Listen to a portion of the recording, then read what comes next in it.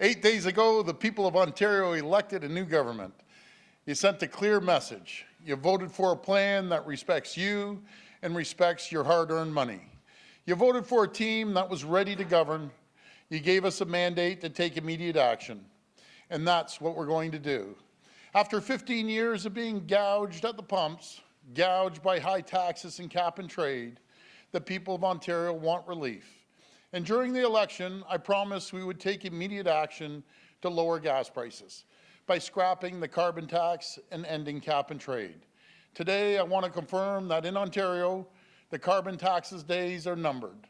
In fact, upon the swearing in of my new cabinet, at the top of our agenda, the very first item will be to pass an order to cancel the Liberal cap and trade carbon tax.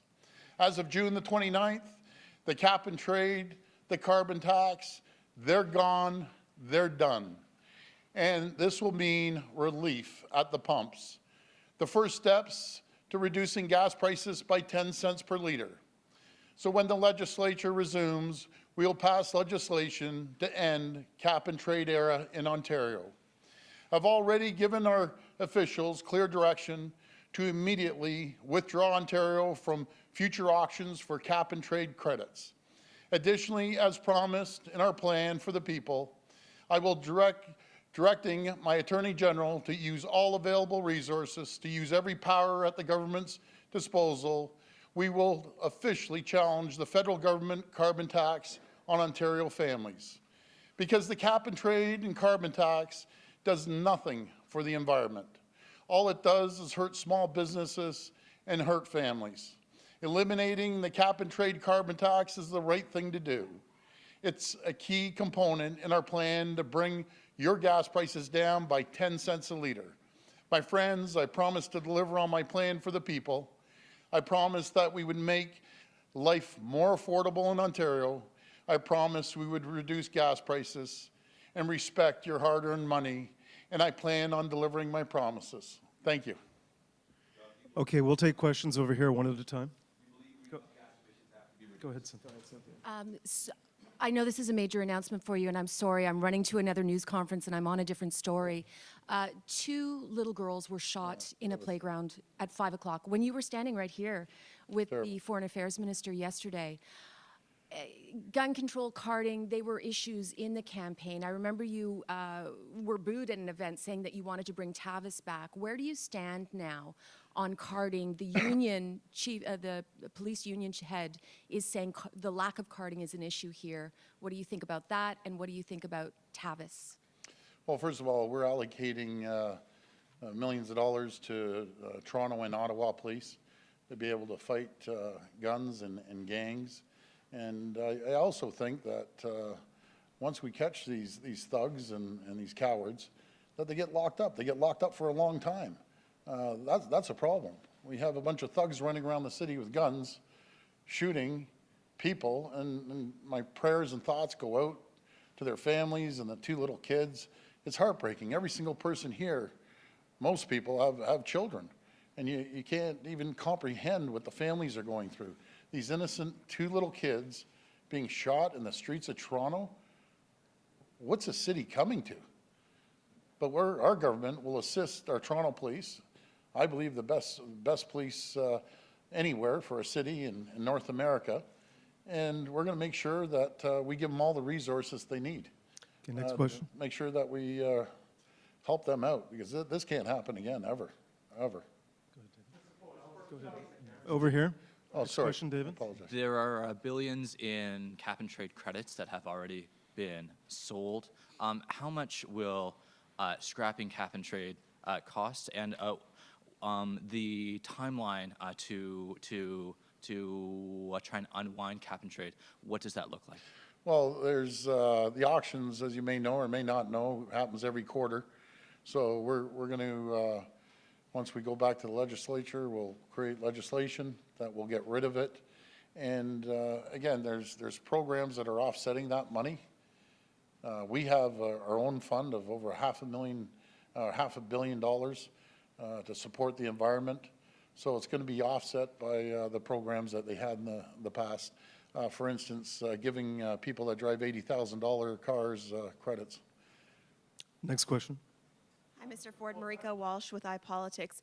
The actual agreement requires that Ontario give a year's notice, and it asks that Ontario ties its exit to the end of a cycle. So that would be at the end of 2020. So why aren't you giving a year's notice? And are you opening us up to lawsuits by doing so?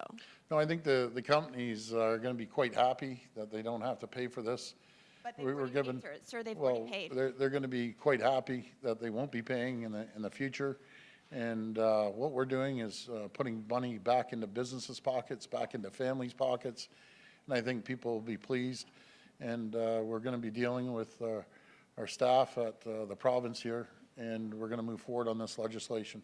But Next are you question. opening yourself up to lawsuits, though, by not waiting a year?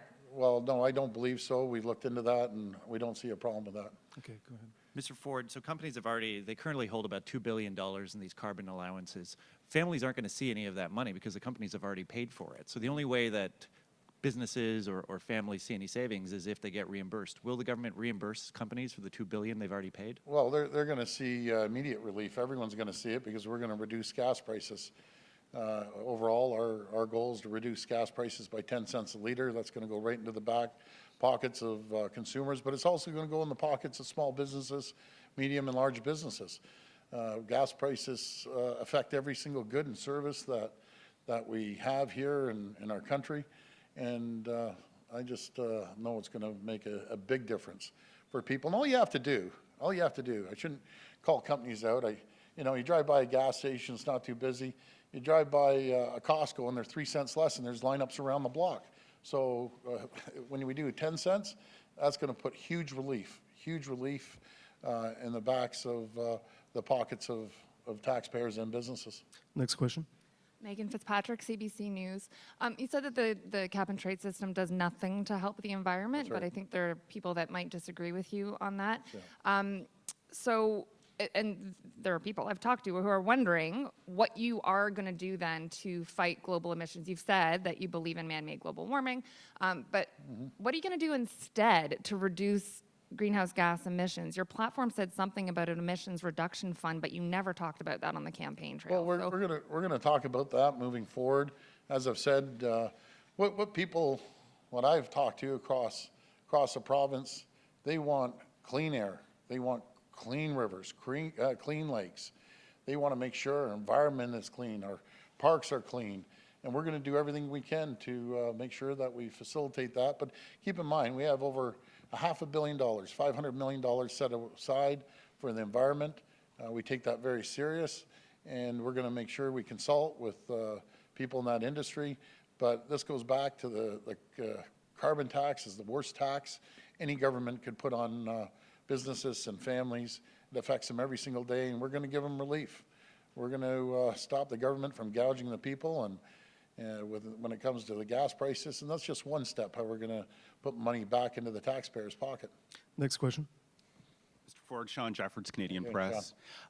Two questions for you today. Can you tell us the specific date you're going to call the legislature back to do this? And I'm also wondering about the York University strike.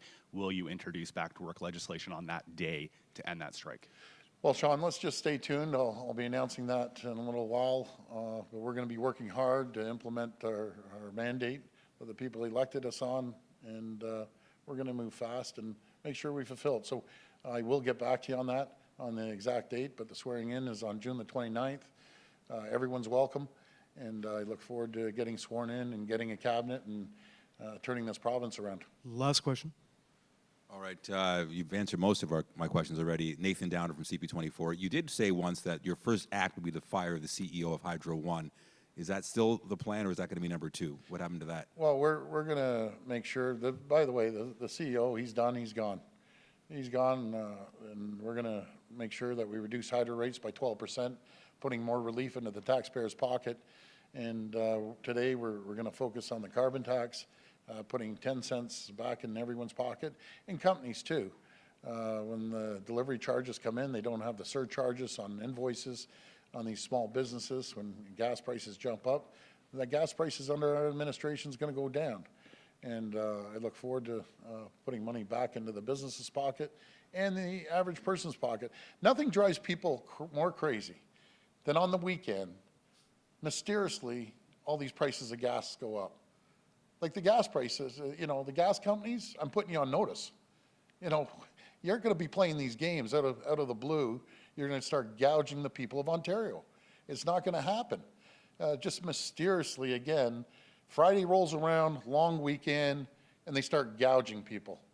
The party's over with the taxpayers' money. I just want to make sure the gas companies hear me loud and clear on that. We're going to start protecting the taxpayers, and I hope they respect the people of this province that are making their companies rich. That, again, if you think you're going to gouge the taxpayers, not going to happen under our watch. But thank you, everyone. Thank you very much. Thank you. Thank you. Thank you. Thank you.